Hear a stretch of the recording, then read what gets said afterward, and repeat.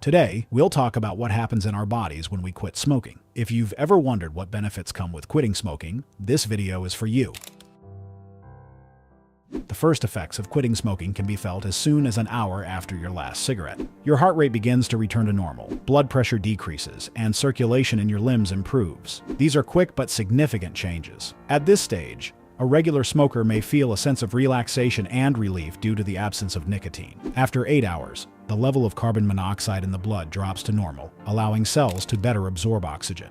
This means that after just one night, your body starts to breathe more efficiently. Unfortunately, for habitual smokers, this can be the first tough phase, as cravings intensify.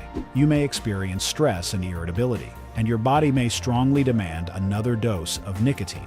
Simple daily challenges might start to feel frustrating, and when things don't go your way, the urge to reach for a cigarette grows stronger. Within the first 2 days, your senses of taste and smell start to recover. Food becomes richer in flavor, and scents are more pronounced. Although you may experience an increased or even overwhelming urge to smoke, this is the period when your body is starting to cleanse itself of nicotine. These few days are crucial for quitting smoking, as your mind practices self-control. If you manage to push through, the following days will become less challenging. From 2 weeks to 3 months after quitting, blood circulation improves, and lung function becomes more efficient. You might notice it's easier to breathe, and physical activity feels less exhausting. You'll regain the desire for physical activity and realize that you don't need cigarettes to function daily. 1 year after quitting smoking, the risk of heart disease drops to half that of someone who still smokes. Your heart becomes stronger, and the risk of a heart attack significantly decreases. Your lungs continue to heal, although they may never be like those of someone